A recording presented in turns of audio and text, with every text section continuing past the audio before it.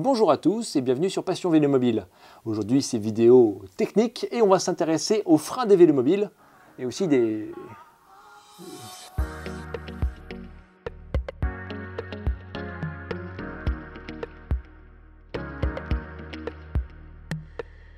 La très grande majorité des vélomobiles vont utiliser des freins tambour sur les roues avant. Il en existe deux tailles, 70 et 90 mm.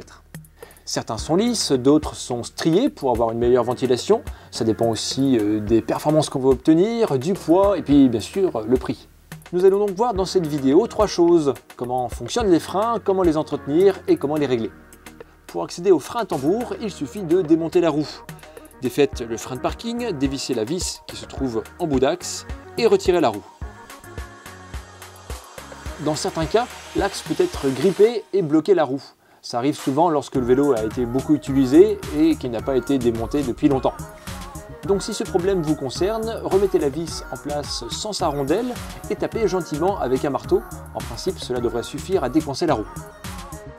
Le tambour se trouve côté roue. L'étrier, avec les mâchoires, se trouve côté vélomobile. Première recommandation, ne touchez jamais avec vos doigts la surface intérieure des tambours ou des garnitures de frein. Oui, la présence d'un corps gras sur ces parties pourrait réduire considérablement l'efficacité du freinage. Lorsque la poignée de frein est actionnée, elle vient faire basculer un petit levier qui écarte les mâchoires.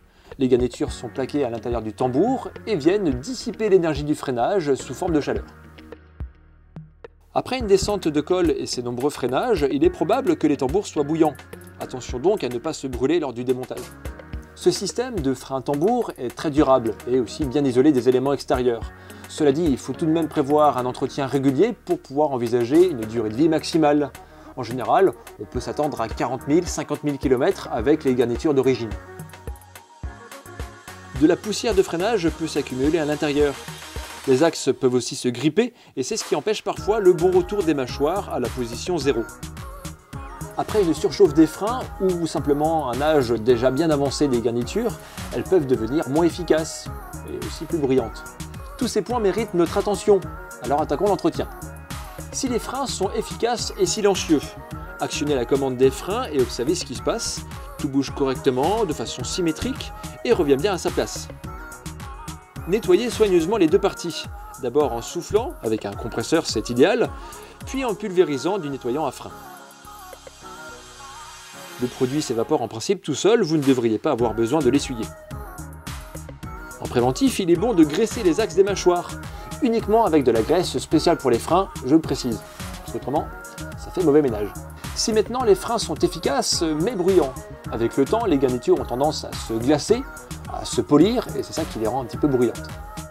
Pour résoudre cela, il faudra effectuer un léger ponçage de la surface avec de la toile d'émery, et ensuite d'adoucir l'angle qui attaque le freinage.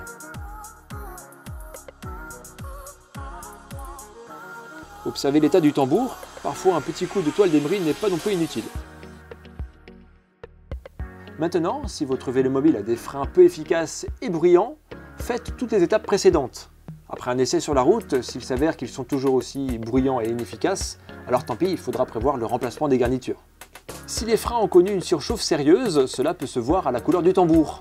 S'il n'est pas gris de façon homogène, mais montre des nuances de bleu, vert ou de rouge, c'est que les freins ont pris un petit coup dans le nez.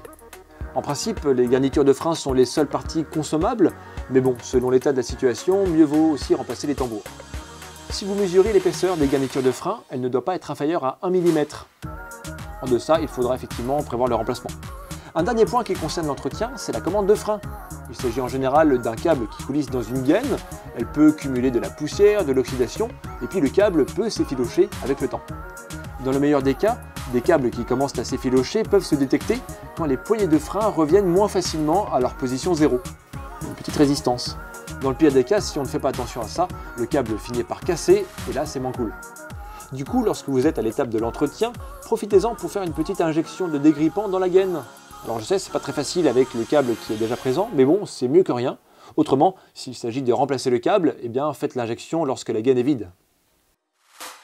Les câbles et les gaines ne sont pas éternels, leur durée de vie dépend du niveau d'utilisation et d'entretien, et puis les conséquences directes sont que l'ensemble va se détendre légèrement, ce qui fait que les freins vont devenir moins efficaces, les poignées peuvent arriver en butée alors que le freinage n'est pas maximal, il faut donc retendre ces câbles à l'aide des vis de réglage. Dernier point concernant les gaines, choisissez toujours une qualité supérieure. Ça vaut entre 8 et 12 € le mètre, alors je sais que c'est assez cher, mais au moins la gaine sera plus rigide, le câble sera mieux protégé et l'ensemble aura une durée de vie qui sera multipliée par 10. Passons maintenant à l'étape du réglage. On doit pouvoir freiner efficacement sans venir en buter des poignées. Pour cela, il faut que les garnitures de frein soient au plus proche du tambour, mais pas trop, sinon ça touche et ça freine tout le temps et ça complique le montage et le démontage des roues. Le réglage à la poignée présente une butée avec son écrou de blocage. La butée doit être vissée au maximum avant de poursuivre le réglage. Côté roue, le câble est retenu par une vis. Avant de la serrer, assurez-vous que les deux extrémités de la gaine soient bien en place dans leur logement. Faites un premier serrage très léger et passez à l'étape suivante. Présentez la roue, les garnitures ne doivent pas empêcher la mise en place.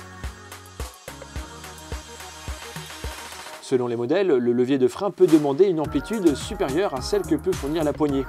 Faites donc tourner la roue et actionnez doucement la poignée de frein. Si vous jugez que la poignée est trop enfoncée lorsque le freinage se fait sentir, vous pouvez dans un premier temps prétensionner le câble en jouant sur la vis de serrage. Vérifiez après ça que les garnitures ne bloquent pas la roue. Si tout est bon, le serrage définitif doit être franc mais pas trop, au risque de cisailler le câble. Dans un second temps, vous pourrez ajuster la tension du câble au niveau du guidon, par exemple pour équilibrer les freins droite et gauche. Avec toutes ces informations, vous devriez être capable d'analyser la situation et de prendre le plus grand soin de votre vélo mobile. J'espère que cette vidéo vous aura été utile, pensez à vous abonner à la chaîne si ce n'est pas déjà fait, à réagir dans l'espace commentaire, et sachez aussi que ce tuto est disponible sous forme d'article sur le site passionvelomobile.com. Je vous dis donc à très bientôt pour une prochaine vidéo sur Passion Vélo Mobile.